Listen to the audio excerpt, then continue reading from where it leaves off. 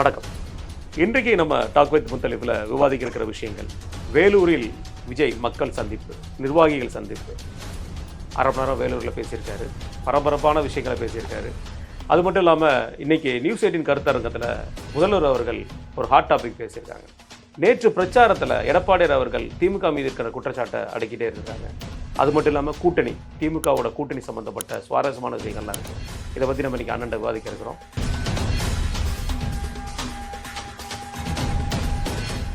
அண்ணா வணக்கண்ணே. வணக்கம் அண்ணே, வேலூரில் மக்கள் சந்திப்பு, நிர்வாகிகள் சந்திப்பு. விஜய் முதலாக சென்னையிலேருந்தே வேலூர் வரைக்கும் கார்லேயே போயிட்டார்.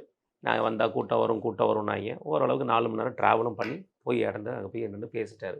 வழிநடுக ரோட் ஷோ மாதிரி போச்சா? அது வழக்கம் போலண்ணே. ஒரு டோல்கேட்டையும் விடலை, எல்லா டோல்கேட்லேயும் மாறிச்சு. அது வர சொல்லியிருப்பாப்புல புஷி, இந்த டோல்கேட்டில் நீ வந்துடணும், அந்த மாவட்டம் வந்துடணும்னு பேச்சை தொடங்கினார்ண்ணே. பேச்சில் பல்வேறு விஷயங்கள் பேசியிருக்காரு. குறிப்பாக சொல்ல போனால் எனக்கும் ஸ்டாலின் சாருக்கு தான் போட்டி, டெல்லிக்கும் உங்களுக்கும் போட்டினா டெல்லி என்ன அப்படின்னு சொல்லி பல நக்கல்கள் வழக்கம் போல பண்ணியிருக்காரு. கரண்ட் அஃபேர்ஸ்னு ஒரு விஷயத்தை தொட்டிருக்காரு. அது என்னன்னா மாதம் கரண்ட் அப்படி ஒரு விஷயத்தை தொட்டி, அதான் கரண்ட் அஃபேர்ஸ்னு சொல்லி நேத்தான் கிடைச்சதா, நேத்தான் தெரிஞ்சுதா கரண்ட் பில்லு மாதம். ஆமாம், கரண்ட்டுனால கரண்ட் அஃபேர்ஸ் இதை மாதிரி இப்போ விஷயங்களை பேசியிருக்காரு. குறிப்பாக சொல்ல கரகாட்டக்காரன் அந்த பேச்சு பெருமையுள்ள பேச்சு பாட்டு எதை பாடினாராங்க. ஆமாண்ணே, குறிப்பாக அதானே. ஃபஸ்ட் எடுத்தோன்னு ஆரம்பிக்காமல் குட்டி கதையில் ஆரம்பிச்சிருக்காரு. ஒரு காலை மறந்துட்டு இருக்குமா, அதை அடக்கிறதுக்கு எல்லாரும் முயற்சிக்க வராங்க. ஒரு சின்ன பையன் பேக்கெட்டுக்குள்ளே 2 புல்லுக்கட்டை போட்டு அடக்கிடுறான். அப்புறம் அடக்கிட்டு பாட்டு பாடுறானே, அவ்வளோதானே. அடக்கிட்டு என்ன பண்ணுறான்? அடக்கிட்டு காலையை கொண்டு போய் வயல்வெளியில் மேய விடுறாங்க. ஆனால் காலை வயல்வெளியில் இருக்கான புல்லு தெரியாமல் உட்காந்துருக்கு. காலைக்கு வயல்வெளியில் மேய தெரியாதா? என்ன பார்க்குறீங்க? எப்படி நம்ம ஆள் பேச்சு எப்படி பார்க்குறீங்க? இவர்கள் காமெடி தனத்துக்கும் இவர்கள் கனெக்ட் பண்ணுற விஷயத்துக்கும் இவர்கள் பேசுகிற விஷயத்துக்குமே சம்மந்தமே இல்லைன்றதை திரும்ப நிரூபிச்சுட்டு இருக்கிறாங்க. இந்த ஊடகங்கள் டிஆர்பிக்காக விஜய் தெறிக்க விட்டார், அதை விட்டார், இதை விட்டார்னு கதை விட்டுன்னு இருக்காங்க. இன்னொரு பக்கம் ஆதவர்ஜுனன் இது பேசின பார்த்தீங்களா? என்ன படம் கதை சொல்கிறாரு? பிகிலு. அடுத்து நான் போட்டேன், கஷ்டப்படாதீங்க சார், இன்டர்நேஷ்னல் லெவலில் இவர் பண்ண சாதனையை அந்த பீஸ்ட் படத்தை போட்டிருக்கேன். ஆர்ஏடபிள்யூ ஏஜென்ட்டு செத்தா கூட வெளியே தெரியாதுங்க. ஆமாம், உங்களுக்கு தெரியுமா? அந்த நெல்சன் ஏதோ கோலமாவு தான் ஏதோ உட்டின்னுக்கிறானுங்க இவனுங்க டைரக்டருங்க. ஒரு படம் எடுக்கிறோமே ஆர்ஏடபிள்யூ சார், நான் ஆர்ஏடபிள்யூ இந்த விசிட்டிங் கார்டு போட்டு கொடுக்காத குறை தான். வெளியே சொல்லக்கூடாது அந்த படத்தில். ஏங்க வீட்டுக்கே தெரியாது. ஏங்க ஒருத்தன் செத்து போனாங்க 2001 அந்த பாகிஸ்தான் இராணுவத்திலே ஒர்க் பண்ணி நமக்கு தகவல் அனுப்பிச்சிருந்தான். கிட்டத்தட்ட ஒரு 10 வருஷம். அதுக்கு பிறகு இங்கேருந்து ஒருத்தர் அனுப்புகிறாங்க அவனுக்கு லிங்க் பண்ணுறது. இவன் மாட்டிக்கிறான். இவனுக்கு பண்ண சித்திரவதையில் இராணுவத்தில் தான் இருக்காப்புல ஆர்ஏடபிள்யூன்னு சொல்லிட்டான். இவனை அரெஸ்ட் பண்ண அவன் கடைசி வரைக்கும் ஒத்துக்கல. கடுமை விஷயம் என்னென்னா, அவங்க பிடிச்சிட்டு நாங்கள் எங்கள் உளவாளி ஆர்ஏடபிள்யூ எங்கள்கிட்ட இந்தியன் கவர்மெண்ட் அனுப்பிச்சோன்னா அவங்க ஆளே இல்லைன்ட்டாங்க. எங்களுக்கும் அதுக்கு சம்மந்தமே அப்படி தான் கை கழுவாங்க. ஏன்னா அடையாளம்லாம் அழிச்சிடுவாங்க. ஏன் தோவல் இருந்தார், 8 வருஷம் இருந்தாருங்க அஜித் தோவல். அது எந்த இதில் இருந்தார்? தர்காவில் பிச்சைக்காரன். அப்போ என்னங்க அடையாளம் இருக்கும்? தன்னுடைய அடையாளத்தை அழித்து விடு. அன்றைக்கி எவனா ஒருத்தன் கொண்டுட்டான், எதாவது பண்ணானா அவ்வளோதான். அனாதை போனோமா ரோட்டில் கிடக்கணும், யாராவது எடுத்து பள்ளிவாசலில் எங்கே அடக்கம் பண்ணுவாங்க, அவ்வளோதான். அப்போ இந்த மாதிரி வாழ்கிற ஒருத்தன் தன்னுடைய அடையாளத்தை காட்டாமல் அவனை யாருன்னு தெரியாமல் இந்தியன் கவர்மெண்ட்டு ஒத்துக்கல. கடைசியில் 2001 செத்தே போயிட்டான். ஜெயிலேருந்தே செத்து போயிட்டான். அப்போது இதுதான் ஆர்ஏடபிள்யூ. இவன் உட்காந்து கோலமாக வைக்கிறவனையும் இவனையும் கூட்டு டைரக்டர் பண்ணுறேன்ட்டு என்ன இவன் வாழ்கிற காலத்துலாம் வாழ்ன பயங்கர கடுப்பாகுது. உண்மையிலே சொல்கிறேன். இந்த ஒரு இதில் ஏதோ சொல்லுவாங்களே, ஒரு இதில் தீர்த்தக்கரையின்னு ஒரு பாட்டு வரும், என்னை இந்த மாதிரி படைச்சிட்டியே அப்படின்னு சொல்லிட்டு பாரதியார் பாடுற மாதிரி. அந்த மாதிரி இந்த முட்டா பசங்க பீஸுங்களோட இருக்கிட்டு ஆர்ஏடபிள்யூ சரி ரைட்டு. ஆர்ஏடபிள்யூ ஆளுக்கு என்ன ஃபைட்டர் ஜெட்டை ஓட்டுறதுக்கு நாளைக்கு பெர்மிஷன் கொடுப்போம். ஒரு பைலட்டு அவனுக்கு எத்தனை வருஷம் ட்ரைனிங்கு. அவர் இங்கேருந்து எடுத்துகிட்டு போகிறான். அங்கே போய் சினிமா தேட்டரில் பார்க்கிங் பண்ணுற மாதிரி பார்க்கிங் பண்ணிட்டு டோக்கன் வாங்கிட்டு போயிட்டு இவனை தீவிரவாதி பிடிச்சி விடுவாரான். எந்த ஊரோட அதெல்லாம் மறுபடியும் ஏற்றின்னு வரும்போது டவுன் பஸ்ஸில் டிரைவரும் கையாட்டிவாங்களா அந்த மாதிரி. இல்லை, அந்த சீனுக்கு ஒரு ஸ்பிரிட்டாவது நடிச்சிருந்துருக்கலாம். அதுவும் இல்லாமல் அப்படி மெதுவாக இவருக்கு எங்கள் ஸ்பிரிட்டு, இவருக்கு தெரிஞ்செல்லாம் வேறு ஸ்பிரிட்டு தான். இவருக்கு எந்த காலத்தில் ஸ்பிரிட் இருக்கு? நான் எம்ஜிஆர் மாதிரி நான் இட்டால் நான் பண்ணுவார் இவரு. இந்த இதுதானே வருஷம் பூரா அப்படியே காலம் சில பேரை கொண்டு சில இடங்களை வைக்கிது. பொழைச்சி போங்க, ஏதாவது ஒழிஞ்சு போங்கன்னு விட்டுடலாம். அதை தூக்கின்னு இப்போ அரசியல்னு வர்றதுனால தான் விமர்சனம் பண்ண வேண்டியதாக இருக்குது. இதில் அந்த ரசிகர்கள்ட்ட அவர்களை அரசியல்படுத்துகிற வேலையை பண்ணுங்கடான்னா அவன்கிட்ட என்ன பேசணும்? இன்னைக்கு இந்த கவர்மெண்ட் என்ன பண்ணுது? ஒரு பொருளாதாரத்துக்காக டாஸ்மார்க்கை விற்று 48,000 கோடி ரூபா அந்த கவர்மெண்ட்டுக்கு வருமானம் போகுது. அதை அதை அப்படி விற்கிறவன் நம்முடைய இளைஞர்களை குடிக்க வேணாம்னு சொல்லுவானா? அப்போ நம்ம எப்படி இருக்கணும்? இந்த அரசு என்ன பண்ணுது? இப்படி சொல்லணும். அந்த படத்தில் வருவார், காரில் ஏறி உட்காருவார், நம்ம ஏரியாவே வந்துட்டான்னு சொல்லுவோம், அடிப்பார், ஒரு கையில் விடுவார், 10 பேர் விடுவோம்.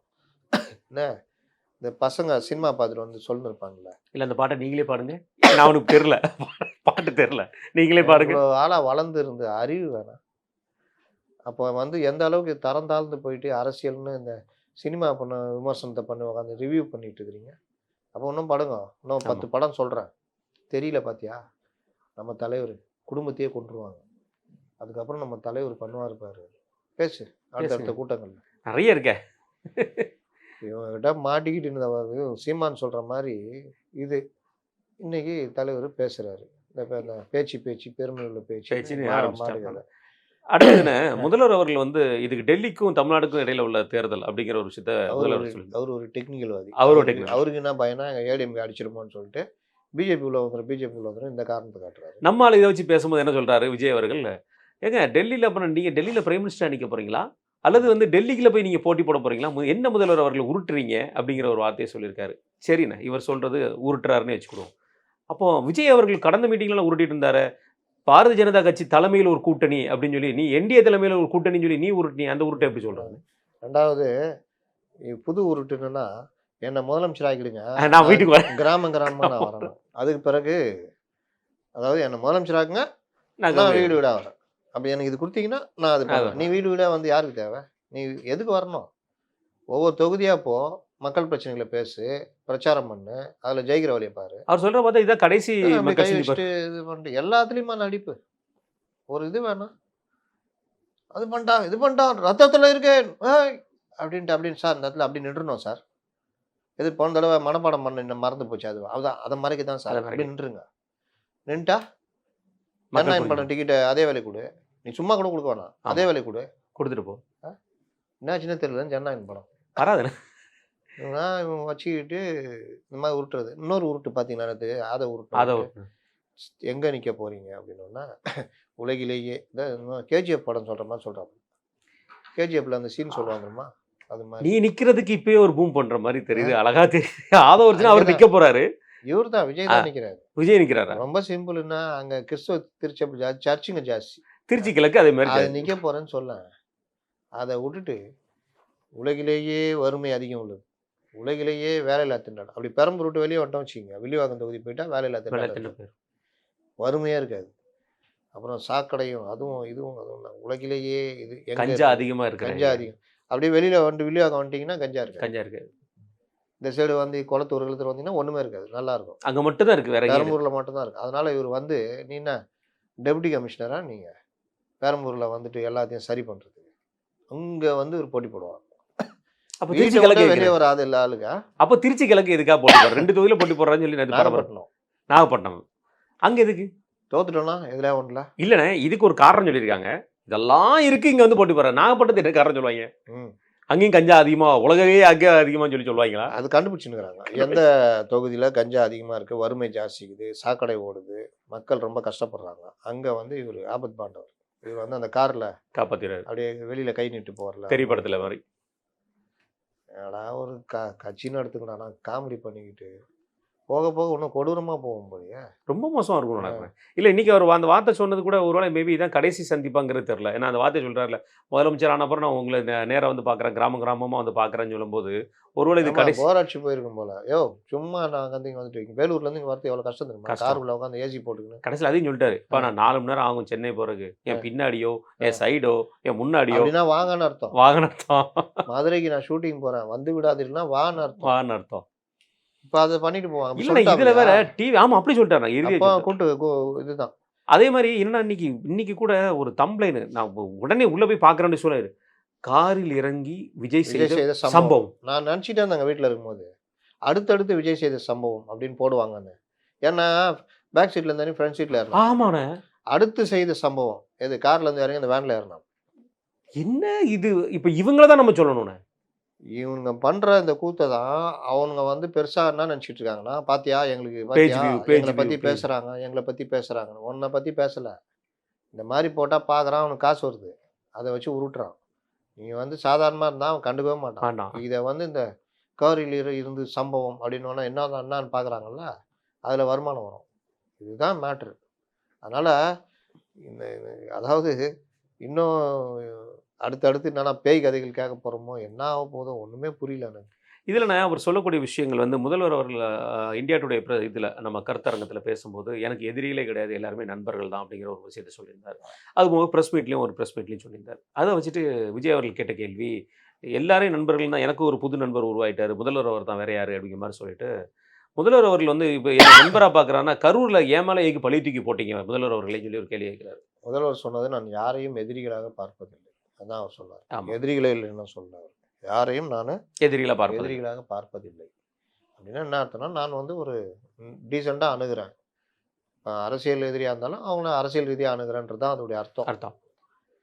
நீங்கள் போய் இல்லாத வேலைலாம் பண்ணி ரோட் ஷோ பண்ணி இல்லாத கூத்து பண்ணி 12 மணிக்கு வரேன்னு பேட்டி வேணும்னே பேட்டி கொடுத்து அந்த மக்களை காலிலேருந்து காக்க வச்சு எல்லாம் பண்ணி போலீஸ் சொன்னதையும் கேட்காம போய் இவ்வளோ வேலையை பண்ணிட்டு தெரிச்சு ஓடுனீங்களா இல்லையா? தெரியாத தான் பார்த்தோம். ஆமாம், தெரிச்சு ஓடுனீங்க. ஆனால் நம்ம உங்கள் மேலே குற்றச்சாட்டு எல்லாம் பண்ணாங்க. அது அவங்களுடைய அரசியல். ஐயோயோ விஜய் நண்பர் அப்படின்னா நீங்கள் அப்படியே அவரை நண்பராக பார்க்குறீங்களா? அங்கிள்னு கிண்டல் பண்ண தெரிஞ்சது அதுக்கு முன்னாடி வரைக்கும். அப்போ உங்களை நண்பராக பார்ப்பாங்களா? அவர் வயசு ஒரு மரியாதை கொடுத்தீங்களா? மரியாதை வேணும்ல. நண்பரா இவருக்கு? அவருக்கு நண்பரா? பதவிக்காக மரியாதை கொடுக்கணும். அப்போ இன்னொன்று, டிஎம்கே அந்த டைமில் இல்லைன்னா உங்கள் அப்பா இருந்திருப்பாரா திரையுலகத்தில்? எம்ஜிஆர் அப்படி நசுக்கிட்டு இருப்பார். விஜயகாந்த் இல்லைன்னா நீங்கள் வந்துருக்க முடியுமா? யாரை பற்றியா நன்றி நினைக்கிறீங்களா? சரி, அது வேணாம். இவரை வந்து இவர் மேலேயும் தப்பு, போலீஸும் அரசும் கடமையை செய்யலை. இதுதான் அங்கே இருக்கிற குற்றச்சாட்டு. இனிமேல் இவர் யோக்கியர் மாதிரி, இனிமேல் இவருக்கு சம்மந்தமே இல்லாத மாதிரி இவர் பேசிக்கிட்டு இருக்காரு. இது தொடர்ந்துண்ணே இன்னொரு விஷயம் பேசும்போது தானே வழக்கம் போல் இது தாவேக்காக்கும் திமுகவுக்கும் இடையிலான போட்டி, இங்கே ஸ்டாலின் சார் உங்களுக்கும் எனக்கும் தான் போட்டி அப்படிங்கிறத மீண்டும் அவர் நிரூபிச்சுட்டு இருந்தார். அதை தாண்டி ஒரு விஷயம் சொன்னது என்னென்னா, இதுக்கு முன்னாடி கடந்த தேர்தலெலாம் நம்மளுடைய வேலை என்னது, ஓட்டு போட்டு வந்துடுவோம். ஆனால் இந்த முறை தேர்தல் அப்படி கிடையாது. ஒவ்வொரு வீட்லேயும் உங்கள் வீட்டில் நீங்கள் போட்டி போகிறதா, நீங்கள் தான் வேட்பாளர் அப்படின்னா உங்கள் அப்பா அம்மா எல்லாரும் உங்களுக்கு ஓட்டு போடணும், தம்பி தங்கச்சி எல்லாம் ஓட்டு போடணும் அப்படிங்கிற ஒரு பிரச்சாரம் மாதிரி பேசியிருக்காரு. இது இந்த குழந்தைகளை வச்சு ஒரு பிரச்சாரம், இதை வச்சு ஒரு பிரச்சாரம், இதெல்லாம் எந்த மாதிரி இதுக்கு முன்னாடி இதை பார்த்துருக்கீங்களா? இல்லை அந்த மாதிரிலாம் இது பண்ணதில்லை. இவர் வெளியில் வரலன்றது மைனஸ் இருக்கு. ஆமாம். ப்ளஸ்ஸு எல்லாரையும் இதுக்குள்ளே கொண்டு வரணும்னா, இப்போ அவங்க உருட்டுறாங்கல்ல, தமிழகம் தோற்காது, தமிழகம் வெல்லும், தமிழகத்துக்கு இந்தியாவுக்கு தான் வெல்வம் போட்டுறாங்க. இந்தியாவுக்குள்ளே தானே தமிழகத்துக்கு இந்தியாவுக்கு தான் போட்டி, இப்படிலாம் உருட்டுறாங்கல்ல. இந்த உருட்டை எடுத்துக்கிட்டு இவங்க எப்படி உருட்டுறாங்கன்னா, டிசைனா, ஆமாம் எனக்கும் இவருக்கு தான் போட்டி, எனக்குன்னா நான் இல்லை, நீங்கள் உங்களுக்கு அவங்க தான் போட்டி அப்படி இப்படின்னு. அப்போ அதான் சொல்கிறேன், இவ்வளோ ஒவ்வொரு வீட்லேயும் விஜய்னு உருட்டினாரு, அது கேலிக்குரிய பொருளாக மாறிச்சு. இப்போ என்ன அடிச்சா உங்களை அடிச்சா மாதிரின்னு உருட்டுறாரு. அப்போ எனக்கு வந்தால் உங்களுக்கு, ஆமாம் எனக்கு லாபம் வந்தால் உங்களுக்கு லாபமா? அப்போ லாபத்தை கொடுங்க. அட்லீஸ்ட்டு அந்த டிக்கெட்டு வேலையை, அந்த வேலையாவது விற்கிற வேலையை பாருங்கள். விருப்பம் மனு போட்டாங்களா, என்னாச்சு? எப்போ வரைக்கும் திருப்பி ரிட்டர்ன் வரலையா? மொத்தமே 300-400 பேர் முதல் கொடுத்துக்கிறாங்க போல திரும்ப வந்து.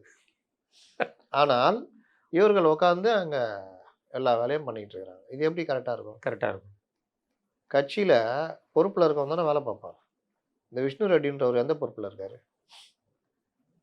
மரிய வில்சன், அருண் ஒருத்தர், இவங்கெல்லாம் வந்து பெரும் ஏழைகள், அரிய வகை ஏழைகள். கண்டுபிடிக்க இவங்களுக்கெல்லாம் சீட்டு. நம்ம கட்சியில் வந்து ஜாதி மதத்துக்குலாம் இடம் கிடையாதுன்னு சொல்லியிருக்காருண்ணே. ஜாதி மதத்துக்கு இடம் கிடையாது, ஆனால் அந்த மதத்துக்கு மட்டும் எல்லாத்துக்கும் ஒன்று. கூட இருக்கிறவங்கெல்லாம் பார்த்தீங்கன்னா அதை சார்ந்தவர்களாகவே இருப்பாங்க. இது வருதுண்ணே, இன்றைக்கி தான் புதுசாக ஒரு விஷயத்தை பேசியிருக்காருன்னா இது ஒன்று தானே. என்ன சொல்லியிருக்காருன்னா, அரசியல்வாதிகள் எல்லாம் ஒரு சேலஞ்ச் பண்ணிப்போம், ஆளுங்கட்சியில் உள்ளவர்களுக்கெல்லாம் ஒரு சேலஞ்ச். நீங்கள் அரசியலுக்கு வர்றதுக்கு முன்னாடி, இந்த ஆட்சிக்கு வர்றதுக்கு முன்னாடி உங்களுடைய வருமானம் என்ன, அதுக்கப்புறம் உங்களுடைய வருமானம் என்ன, இதை எடுத்து பேசலாமா, இது எந்தெந்த முறையில் நீங்கள் தொழிலில் இன்வெஸ்ட் பண்ணிருக்கீங்க, எந்தெந்த தொழிலேருந்து உங்களுக்கு இந்த வருமானம் வருதுன்னு யாராவது எடுத்து பேச தயாரா? நான் தயார் அப்படிங்கிற வார்த்தையை சொல்லி. தயார் தான், தயாராக இருங்களா, தயாராக பேசுங்க.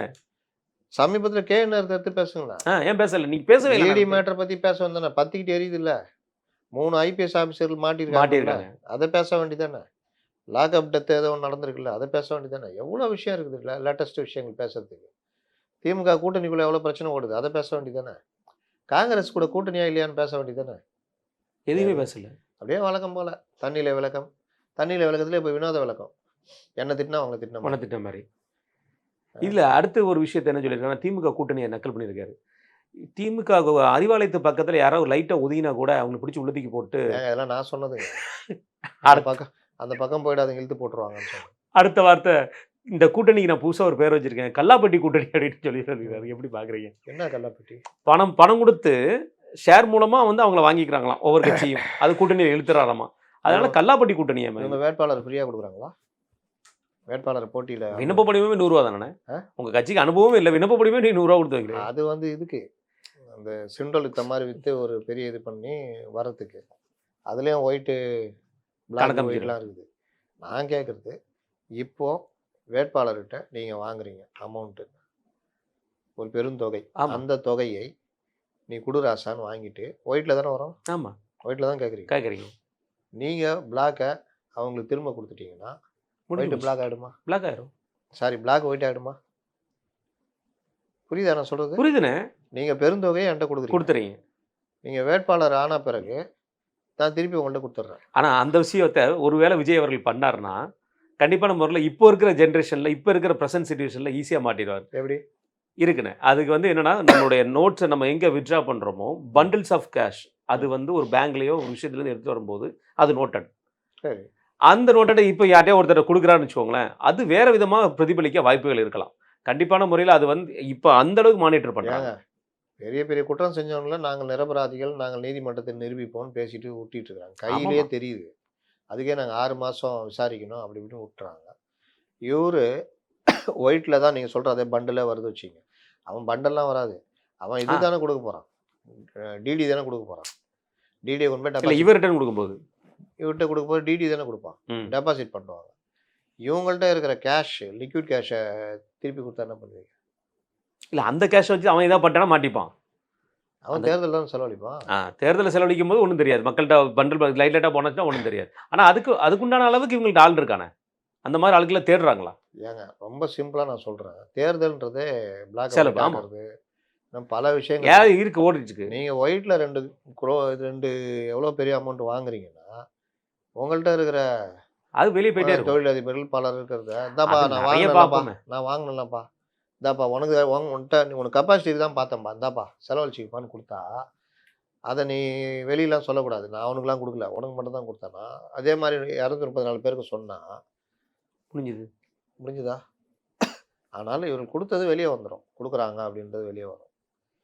சொல்கிறேன், இப்படிலாம் அவங்க தெரியாதா? அவங்களுக்கு எதுக்கு வாங்குறீங்க? நீங்கள் மட்டும் வாங்குதா? நீங்கள் மட்டும் எதுனாலும் பண்ணிடலாம். ஆமாம், மற்றவங்க பண்ணால் மட்டும் அது குற்றம். எந்த கட்சியாவது வாங்குதா? ஒன்றுமே இல்லையே. இது வாங்குறது கூட இவர் மட்டும்தான் பிடிவாதமாக இருக்காராம். ஜானு இவரும் தான் நினைக்கிறேன். மற்றவங்க நிர்வாகிகளுக்கு அதில் விருப்பம் இல்லை போல. ஏன்னா அவங்களும் கொடுக்கணும்ல, அதனால் அதை பற்றி திங்க் பண்ணல. இந்த மாதிரி இவங்க பண்ணுற கூத்துலாம் ஒரு அரசியல் கட்சியாக கொண்டு போகிறதுக்கான ஏற்பாடுகளே இல்லைன்றது தான். இவரோட இந்த பேச்சில்னே எந்த இடத்துலையும் ஒரு சுவாரஸ்யம் இந்த முறை பார்க்க முடியல. ஏன்னா வழக்கம் போல எல்லா இடத்துலையும் முதல்வர் அவர்கள் பேசுகிற மாதிரி அதே மாடுலேஷன் எல்லாமே, ஒரு சில விஷயங்கள் மட்டும் தான் மாற்றிருந்த மாதிரி தெரியுது. பழைய மாடுலேஷன் வந்துச்சு பார்த்தீங்களா? ஆமாம், வந்துருச்சு. போன தடவை வேறு மாடுலேஷன் இருந்தது, இப்போ இந்த மாடுலேஷன் சொன்னால் நடிக்கிறான்னு சொன்னால் இல்லைன்றாங்க. போன தடவை இந்த மாடுலேஷன் இப்போ இருக்கிற மாடுலேஷன் பாருங்கள் வேறு மாதிரி இருக்கும். வேறு மாதிரி இருக்குது. இப்போ இடுப்பில் கை வச்சுக்குது, அப்படி பாருக்குது, பண்ணலாமா இப்போ பண்ணலாமா, இதெல்லாம் அப்போ கரூருக்கு முன்னாடி இந்த மாடுலேஷன். இவர் ஏன்னா இப்போ இருக்கிற கரண்ட் அஃபேர்ஸ் இல்லாமல் இது நிறைய விஷயங்கள். இன்றைக்கு கூட அன்புமணி அண்ணன் அவர்கள் ஒரு அறிக்கை விட்டிருக்கிறார். நம்ம தமிழ்நாட்டில் மூடப்பட்ட ஜவுளி ஆலைகள் எவ்வளவு, பருத்தி ஆலைகள் எவ்வளவு, அதற்குண்டான காரணம் இவர் சொன்னப்பட்ட அதே கரண்ட் இதனால பில்லுனால இவ்வளோ பல ஆலைகள் மூடப்பட்டிருக்குங்கிற ஒரு கருத்தை தெரிவிச்சிருக்காரு. இந்த மாதிரி கரண்டாக இருக்கிற விஷயங்களும் மக்களை பாதிக்கிற விஷயங்களை பற்றி பேசாத விஜய் முழுக்க முதல்வர் அவர்களுக்கும் எனக்கு தான் போட்டி, முதல்வர் அவர் அப்படி பண்ணுறாரு, முதல்வர் அவர் இப்படி பண்ணுறாரு, இந்த மேலோட்ட அரசியல் எப்படி பார்க்குறீங்க? என்னைக்காவது ஒரு நாள் வருது, எவனா ஒருத்தன், அதாவது அந்த நேரத்துக்கு தயாரிக்கிறது. நீங்கள் டெய்லி இன்னும் கொஞ்சம் அதுக்கேற்ற ஆளுங்களை கூட வச்சுருந்தா அவன் கொஞ்சம் டெப்த்தாக தயாரித்து கொடுப்பான். இன்னொன்று இவர்களுக்கே பல பிரச்சனை இருக்குது. மதுவை பற்றி ஏன் பேச மாட்டேங்க? டாஸ்மார்க்கை பற்றி ஏன் பேச மாட்டேங்க? நான் திரும்ப திரும்ப கேட்குறேன். இந்த இது இருக்குல்ல, மெத்தப்படைன், கஞ்சா, இதை பற்றி ஏன் பேச மாட்டேங்கிறீங்க? உங்கள்கிட்ட இருக்க இளைஞர்கள் தானே. நீ வந்து பிகில் பற்றி பேசுனீங்க, ம். நாளைக்கு லியோ பற்றி பேசுவியா? 6000 கோடி ரூபா நம்ம தலைவர் அந்த இடத்துல அந்த போதை மருந்தை கடத்திட்டு வரும்போது அப்படியே கடத்திட்டு போய் அந்த விற்கிறவன் வந்து இல்லைன்னு இவர் வந்து அந்த அப்பாவுக்கு தெரியாம இவரே கொண்டு போய் அதை வித்துட்டு அந்த காசை கொண்டு வந்து 6000 கோடி ரூபா அந்நிய செலவாணி தானே அது. 6000 கோடி ரூபா கொண்டு வந்து வச்சுட்டு அப்புறம் தலைவர் சிகரெட்டை போட்டு வாயில கொளுத்திக்கிட்டு ஒரு பாட்டு பாடுவார் பாரு, நான் ரெடியா வரவா. அந்த பாட்டு தான் நம்ம ஸ்லோகன். தலைவர் தான் நம்ம கிட்ட நீங்க வந்திருக்காரு அப்படின்னு யோசிப்பான். ஒருத்தன் கஞ்சா கொடுக்குறேன்னு சொல்லியிருந்தான், ஆந்திரா எல்லையில கொடுத்தா கொண்டு போய் நீ காலேஜா வித்தான்னு தலைவரே 6000 கோடி ரூபா விற்கிறாரு. நம்மளும் இப்போ அந்நிய செலவாணி ஈட்டுவோம், பங்கு கிடைக்கும். பங்கு பார்த்துக்கலாம். என்னத்தை கற்று தரீங்க எந்த மாதிரியான அரசியல்? ரைட்டா, இவனை கடந்து போகணும் தாவேக்கா விஷயத்தை. அடுத்து திமுக கூட்டணி சம்மந்தப்பட்ட விஷயம். நேற்று நம்ம இந்தியன் யூனியன் முஸ்லீம் லீக் நீங்கள் சொன்ன மாதிரி முதல் கூட்டணிக்கு அழைக்கப்பட்ட பேச்சுவார்த்தைக்கு அழைக்கப்பட்டது அவர் தான். எனக்கு அதில் பேராசிரியர் பேசுனதில் எனக்கு ஒரு சின்ன ஒரு இதுன்னு, அவர் நகைச்சுவையாக பேசினாரா எப்படி பேசினாருன்னு தெரில. அவங்க 5 பேர் கொண்ட குழு அமைச்சாங்களாம், அதில் 4 பேர் தான் வந்தாங்களாம். கடந்த முறை 3 சீட்டு கேட்டாங்களாம், இந்த முறை 2 சீட்டு தான் கொடுப்பேன்னு சொன்னாங்களாம். கடைசி அவர் எனக்கு ஒத்த சீட்டு கூட இல்லாட்டாலும் பரவாயில்ல, இந்த கூட்டணி கொள்கைக்கான கூட்டணி, மதசார்பற்ற கூட்டணி, இதில் நான் இருப்பேன் அப்படிங்கிற மாதிரி சொல்லியிருக்காரு. எப்படி பார்க்குறீங்க? அது முன்னாடி அவர் மயக்கம் போட்டு விட்டார். மயங்கி விழுந்து அதே இடத்துக்கு திருப்பி கூட்டு போயிட்டாங்க அப்படின்னோடனே நோன்பு வச்சுருப்பார் போல. நோன்பு வச்சா அதுக்கேற்ற மாதிரி பார்த்து வரணும். மயக்கம் போட்டு விழுந்தோடனே 5 இருப்பாங்க, 2 இருப்பாங்க, தலை கிருகிருன்னு வந்திருக்கும். அந்த கிருகிருப்புலேயே வந்து என்னமோ சொல்லிட்டு போயிட்டாப்புல. இன்னைக்கு இவரு நோம்பாளி வந்துட்டு 5 2 என்னமோ சொன்னாங்களாம், 5 உதயசூரியன். அப்புறம் என்ன உனக்கு பிரச்சனை? என்ன எதுல என்ன 10 கூட கொடு, ஆமா எங்க ஆள் நிக்க வைக்கிறேன், உதயசூரியன் தானே, அப்புறம் என்ன, நானே ஆளை கொடுத்துட்றேன், எல்லாமே என் பொறுப்பு.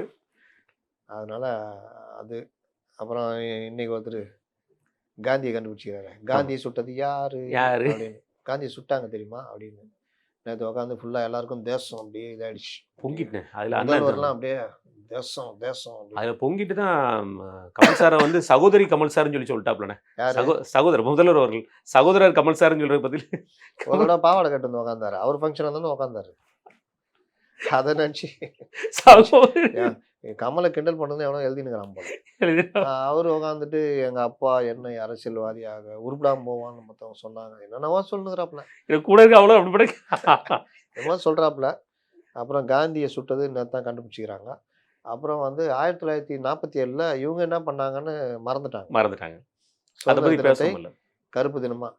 இன்னும் ஒரு படி மேலே போய் இவரு லால் பகதூர் இது காந்திக்கு சிலை வைக்காமல் சர்தார் வல்லபாய் பட்டேலுக்கு சிலை வைத்திருக்காருன்னு அவரு யாரு அண்ணன் திருமா அவரை வந்து RSS இதுவா மாதிரி காமிக்கிறார். இல்ல அதை தாண்டி ஒரு விஷயத்த சொல்லிட்டாருல்ல, காந்திக்கு கொண்டாட வேண்டியது காங்கிரஸ், ஆனா இவர் தான் மக்கள் நீதி கமல் சார் செல்வ பிறந்தையை வச்சுக்கிட்டு அவங்களுக்குள்ளே நாங்கள் எங்கள் குடும்பத்துக்குள்ளேயே வண்டை பிடிச்சிக்குவோம், அதெல்லாம் பிரச்சனை இல்லைன்னு. ஆமாம், இன்னைக்கு விஜய் பேசுவாங்கன்னா காண்டு உருட்டு டப்பா பால் டப்பா தகர டப்பா, ஐயோ சாமி முடியலடாங்கிற மாதிரி. என்ன ஒரு தலைவருக்குரிய கேட்டா இன்னைக்கு இருக்கிற இளைஞர்கள்லாம் இப்படிதான் பேசணும், அரட்டோசர் போட்டு வா. கண்டிப்பான இதுல என்ன அரட்டோசர் போட்டு வா, நீ அரட்டோசர் போட்டு வா. யாராவது ஒருத்தர் ஒரு கவுண்டமணி அண்ணனை வச்சு ஒரு படம் எடுத்து இந்த அரசியலை வச்சு எடுத்தாருன்னா நல்லா இருக்கும் அவரோட இதுக்கு. எங்க அரசியல் இதுல இன்னைக்கு இருக்கிற இளைஞருக்கு இப்படிதான் பண்ணுமா? ஆமா, அப்ப அது மாதிரி வாழ்றேன் மட்டும் மாறிக்கினே இருக்குது ஒரு தடவை. ஆமா ரைட்ண்ணே. இதே தொடர்ந்துன இன்றைக்கு திருமானண்ட வந்து கேள்வி கேட்டிருந்தாங்க, எப்பா நேற்று வந்து இந்தியன் யூனியன் முஸ்லீம் லீக்கு நம்ம நிற்கிற சீட்லேருந்து எல்லாரும் கம்மியாக நிற்கணும், ஏன்னா கூட்டணிகள் அதிகமாகிடுச்சு அப்படிங்கிற மாதிரி. இந்தியன் யூனியன் முஸ்லீம் லீக்கா? இந்தியன் யூனியன் அவருக்கு இருக்குன்னு வந்து ஏதோ சொல்லிட்டாப்ல, அதை வச்சுக்கலாம் கேள்வி கேட்டேன் அப்படிங்க. அது அண்ணன் திரும்ப சொல்லிட்டாப்ல, அது அவங்களுக்கு சொன்னது, எங்களுக்கு சொல்லலை, எங்களுக்கு கூப்பிடல. இன்னும் கூப்பிட்டதுக்கப்புறம் நாங்கள் அதே யாரு கூப்பிட்டதுக்கப்புறம் நாங்கள் பேசிட்டு சொல்கிறோன்றக்காக அப்படி ஒரு விஷயத்த சொல்லியிருக்காரு. கூட்டணி சுமூகமாக தான் போயிட்டு இருக்கு, எந்த பிரச்சனையும் இல்லை அப்படிங்கிற வார்த்தையை சொல்லியிருக்காரு. அடிச்சு குத்திக்கிறவரை நாங்கள் சுமூகமாக தான் குத்துனாப்ல, இடுப்பில் தான் குத்துனாப்ல, ரத்தம் தான் வந்துச்சு, கிட்னியை பாதிக்கல, சுமூகமா தான் இருக்குது, இந்த விட உயிர் தாங்குங்கிற மாதிரி. அதுல ஒரு கேள்வி வந்து, ஐயா ராமதாஸ் அவர்கள் வர்றதுக்கு நீங்க தான் முட்டுக்கட்டை போட்டிருக்கீங்களான்னு கேட்கும்போது இல்ல அப்படிங்கிற, நான் முட்டுக்கட்டெல்லாம் போடலைங்க, அது அவங்களுடைய விருப்பம். நாங்க 2000 நீங்க அடிக்கடி சொன்னீங்க பாருங்க, அப்ப உருட்டிடுவாருன்னு, இன்னைக்கு உருட்ட ஆரம்பிச்சிட்டாரு. இந்த முடிவு இப்ப எடுக்கல, 2011 நாங்க எடுத்த முடிவு தான், சூழ்நிலைக்கு ஏற்ற மாதிரி நாங்க அந்த விஷயங்களை பேசிப்போம் அப்படிங்கிற வார்த்தையை சொல்ல ஆரம்பிச்சிட்டாருங்க அண்ணன். சூழ்நிலை அதுக்குள்ள 1000 வந்துடும். அதனால அது ஒன்று வச்சுங்க. அவர் வெறுப்பில் இருக்கார் ராமதாஸ், எங்கே போகிறதுன்னு தெரில அவருக்கு. எப்படி பார்த்தாலும் நீங்கள் அன்புமணியை அங்கீகரிக்கிற மாதிரி ஆகிடும். ஆமாம், இதுக்கு கம்முன்னு இருந்துடலாம் அவர். அருள் இதெல்லாம் ஐயா எம்எல்ஏ இல்லாமல் இருக்க முடியாது ஐயா, இரு, வேற வழி இல்லை, தேர்தலே நம்ம புறக்கணிக்கிறோம், அப்போ தான் பாமகவை வந்து அங்கீகரிக்காத மாதிரி ஆகும். மற்றபடி நீங்கள் எப்படி நின்னாலும் அந்த இதுதான் பாமகன்னு அங்கீகரிக்கிற மாதிரி ஆகிடும். ஆமாம், அது ஒன்று. இன்னொன்று, இவர்களுக்கு நேற்று என்ன பெரிய பிரச்சனைனா, வர்றவங்களாம் அந்த கூட்டணி கட்சிகள்லாம் காங்கிரஸ் இல்லைன்ற மைண்ட் செட்லேயே வராங்க. அப்போ இவங்களுக்கு பிரச்சனை ஆனோம்னா கெஞ்சி கூத்தாடி, ஐயா வந்து கொஞ்சம் முகத்தை காட்டு போங்க, நீங்கள் இருக்கிறீங்கன்னு வச்சாதான் நாங்கள் அவங்கள கொஞ்சம் மிரட்டி சீட்டு கம்மியாக பண்ண முடியும்னு பேசி நேற்று அவர் வந்து சாப்பிட்டு கை குத்துட்டு, நல்லா இருக்குதுங்க சாம்பார், ரசம், பொரியல் எல்லாம் நல்லா இருக்குது, ரொம்ப நன்றி அப்படின்ட்டு கிளம்பி வந்துக்கிறார். இதில் 27 சீட்டு கொடுக்கப்படுறதும் 25 சீட்டு கன்ஃபார்ம்ங்கிற வார்த்தையும் சொல்லப்பட்டிருக்குன்னு சொல்கிறாங்களே, உண்மைதானா? 25 சீட்டு வாங்க தேவையில்ல, மானம் கட்டு போய் சண்டை போட்டு இருந்தீங்க. இதில் வேறு தாவேக கூட பேச்சுவார்த்தை ஆகுதுங்க.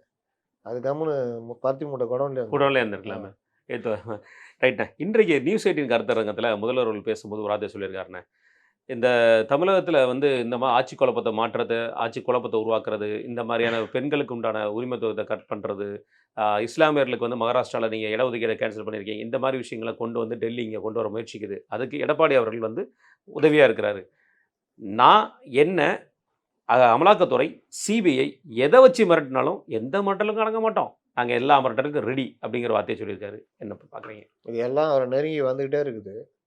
அப்போ வந்து இதை மறைக்கணும், இது பண்ணணும், என்ன பண்ணுறது?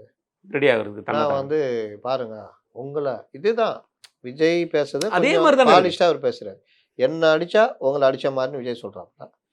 இந்த மாதிரி உங்களை அடிக்கிறாங்க, இதை நாங்கள் ஏற்றுக்கிட்டால் எங்கள் மேலே பாருங்கள் இடி இதெல்லாம் கொண்டு வராங்க. அப்போ நேரு வந்து இந்த விஷயத்தில் இப்படி இருந்தனால தான் இடி வந்துச்சா? இல்லை வாட்ஸ்அப், அவங்க வாட்ஸ்அப்பில் போய் இவர் தான் இடி தான் டேக் பண்ணிட்டாங்களா? அப்போது இதெல்லாம் பண்ணால் நாங்கள் எது வந்தாலும் அஞ்ச மாட்டோம், உயிரே போனாலும் உங்களை காத்து நிற்போம் அப்படின்ற அளவு. அப்போ உயிரே போனாலும் அடைந்தால் திராவிட நாடு இல்லை சுடுகாடுன்னீங்களா, அதே விட்டீங்க.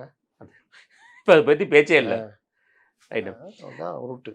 இது வந்து நாம் தமிழர் கட்சி அண்ணன் சீமான் அவர்கள் 234 தொகுதி வேட்பாளரையும் அனௌன்ஸ் பண்ணிட்டாரு. அண்ணன் காரைக்குடியில் நிற்கிறாங்க.